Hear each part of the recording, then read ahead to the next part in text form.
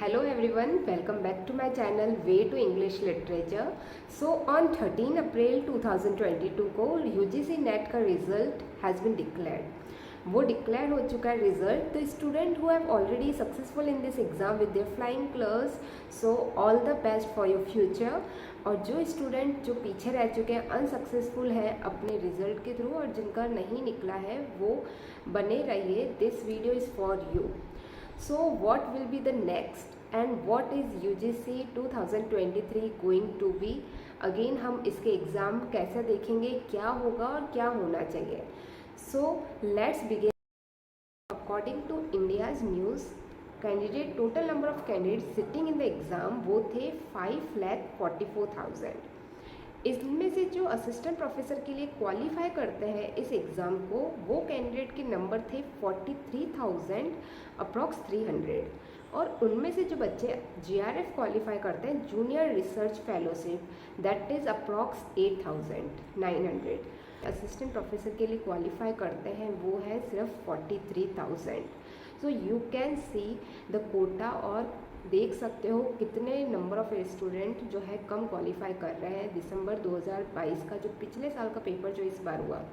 So what is the scenario, why the number is decreasing, और क्यों failure सामना करना पड़ता है स्टूडेंट को, क्या रीज़न है, व्हाट यू शुड डू और what you have to follow to pay off to या क्रैक करना इस एग्ज़ाम को।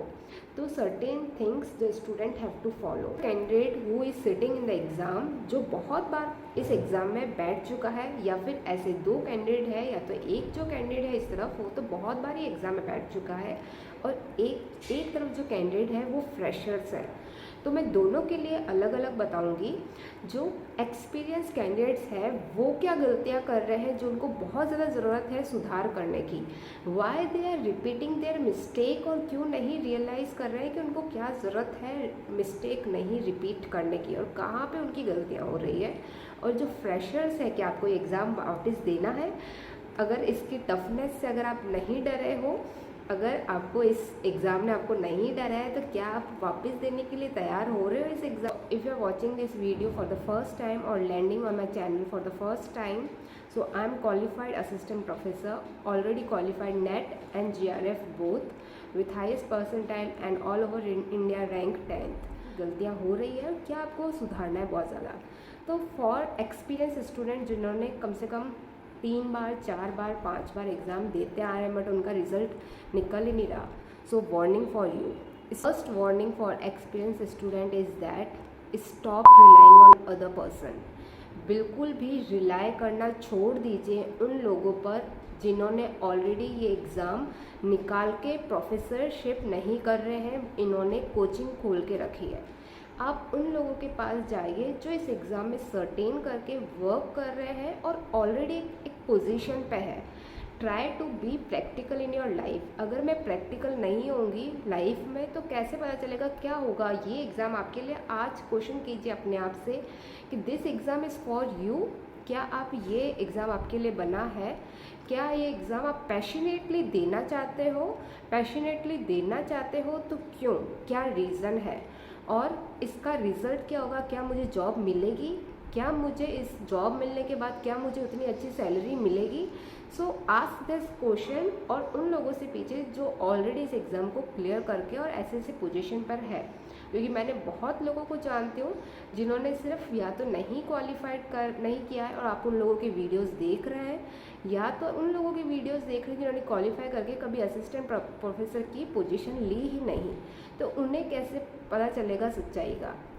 So second important thing for student, choose right study material. English वाले बच्चों के लिए स्ट्रिक्ट वार्निंग ये है कि अपना जो मटेरियल है, जो भी मटेरियल XYZ, क्योंकि my friend, one of my friend, उसका मैं नाम नहीं लेना चाहूँगी, अगर वो ये वीडियो देख रही है या देख रहा है तो वो ज़रूर से समझ जाएंगे कि मैं उनका ही एग्ज़ाम्पल आपको दे रही हूँ, बिकॉज उन्होंने XYZ ऑडियो लेक्चर की क्लिप परचेज़ की थी एंड दैट ऑडियो लेक्चर उन्होंने पूरा देखा, बट ही और she could not explain me. मैंने उनसे सिर्फ सिंगल क्वेश्चन पूछा, इन विच एज, और कौन सी एज में इंग्लिश बिगेन हुई थी, इंग्लिश जो थी लिखी गई थी, अडॉप्ट हुई गई थी। He unable to answer that question, या इंग्लिश कहाँ से ली गई है।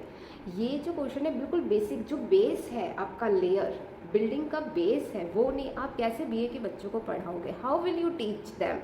अगर हम नहीं जानते ये, तो बीए का लेक्चर हम कैसे लेंगे, हम कैसे उनको पढ़ाएंगे। अगर आपका नहीं एग्ज़ाम निकल रहा तो चेंज करिए स्टडी मटेरियल, दूसरा स्टडी मटेरियल लीजिए।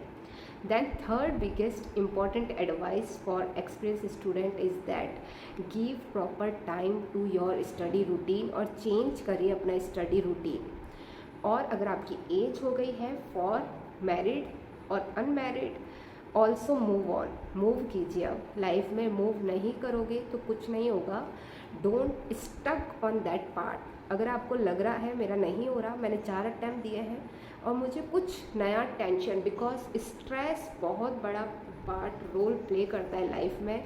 सोसाइटी का प्रेशर होता है, फैमिली का प्रेशर होता है, जो गर्ल्स हैं उनकी शादी नहीं हुई, या फिर जो मेल है उनकी शादी हुई है, या फिर जो वीमेन है, जो लड़कियां हैं शादीशुदा हैं, उन पे प्रेशर है, फैमिली का प्रेशर है, कोई भी दूसरा प्रेशर है, रिलेशनशिप में प्रेशर है, तो उन प्रेशर से निकलने का बहुत अच्छा तरीका है टेक 1 मंथ गैप। 1 महीने का एटलीस्ट 15 डे का गैप लीजिए, कुछ अलग कोर्स करिए, कुछ अलग फ्रेशन अप थिंग अपने लाइफ में अडॉप्ट करिए, और उसके बाद वापस से जंप कीजिए अपने पढ़ाई पर और देखिए how much passionate you are from. पहले से अब जो आपका पैशन है वो बहुत ज़्यादा होगा और 100% आप उसको दोगे।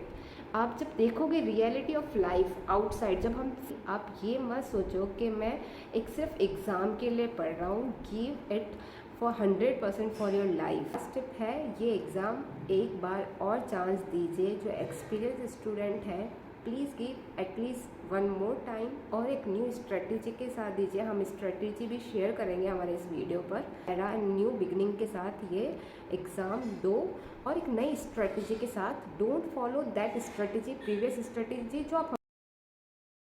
नाउ फॉर फ्रेश स्टूडेंट्स, वो स्टूडेंट्स जिन्होंने ये फर्स्ट अटैम्प्ट दिया है, पहली बार दिया है। सो एक एग्जांपल मैं देना चाहूँगी। जब बॉल या फिर कोई भी प्लेयर जब ball are playing with ball, वो बॉल अगर नेट के पास जाके गिरती है तो हम क्या करते हैं, उस बॉल को या तो उठाना है, कोई जाता है और वापस से स्टार्ट करते हैं गेम, या फिर क्या करते हैं हम, या तो फिर दूसरा ऑप्शन क्या है हमारे पास, अगर मैं उठाने नहीं जाऊँगी उस बॉल को तो मेरे पास दूसरा ऑप्शन है मैं नई बॉल खरीदूँ। So like that with this example only, आपकी जो बॉल है वो एक बार नेट को टच कर चुकी है। Now you have to pick that one. या तो आपको उसी बॉल को पिक करना है, थोड़ा सा ट्विस्ट करना है, या फिर नई बॉल खरीदनी है। सो या तो अपनी स्ट्रेटजी को, अगर आपने बहुत अच्छा टाइम दिया है, if you have given time for this exam, अगर आपने 6 से 8 महीने दिए तभी आपके लिए ये एग्जाम्पल बेस्ट सूटेड है। नहीं तो अगर 1 महीने में एग्ज़ाम दिया, it is not suitable, because this exam need full dedication and patience. ये एग्ज़ाम के लिए आपको फुल डेडिकेशन और पेशेंस चाहिए, क्योंकि it is one of the 3rd most toppest exam in the India. तो with this example I want to explain that या तो आपकी स्ट्रेटेजी बिल्कुल सही थी, वो वहाँ तक आपकी जितने भी मार्क्स, अगर आपके मार्क्स नियरेस्ट है तो मतलब आपकी स्ट्रेटेजी बिल्कुल सही थी, उसको थोड़ा सा और मेहनत करनी है। अगर नहीं थे तो फॉलो द स्टेप्स, बेस अपना सही कीजिए। If you are background of English literature के स्टूडेंट के बैकग्राउंड से हो तो हैव योर स्ट्रॉन्ग बेस। क्योंकि मेरा भी जब फर्स्ट या सेकंड अटैम्प्ट था तो मैंने यूटोपिया की पब्लिकेशन डेट को गलत करके आई थी, जबकि मुझे वो यूटोपिया की पब्लिकेशन डेट आती थी, बट मैं 2 ऑप्शंस के बीच में बहुत ज़्यादा कंफ्यूज हो गई थी कि इंग्लिश में कब पब्लिश हुई और लैटिन पब्लिकेशन क्या थी। तो इन दोनों की वजह से मेरा वो एक क्वेश्चन गलत हो गया था। वो एक क्वेश्चन मुझे आज भी याद है। तो ऐसे क्वेश्चंस जो आपको लगता है कि आप कंफ्यूज हो दोनों के बीच, एटलीस्ट वो स्ट्रॉन्ग करो, बेस स्ट्रॉन्ग करो, और उस वजह से आपका रिज़ल्ट फ्रूटफुली, आपको कलरफुल रिजल्ट्स मिले। अगर ऐसा नहीं है तो आप स्ट्रेटजी फॉर्म कीजिए और नई रिसोर्सेज ऐड कीजिए, take MCQ, take series, test series लीजिए और you will see the fruitful changes. So these are tips from my side. All the best for your future. Don't take stress मत लीजिए। Life is full of ups and downs. Life में ups and downs आते हैं।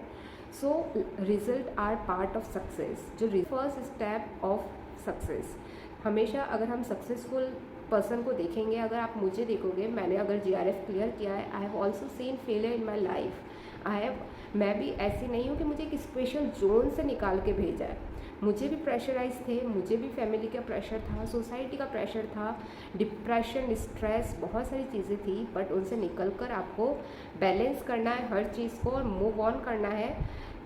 Take some break. अगर English literature student और कोई भी other student है तो आप इस चैनल को सब्सक्राइब कर सकते हैं, because this is channel dedicated for English literature student and also for UGC net students. Thank you all and all the best for your upcoming exam.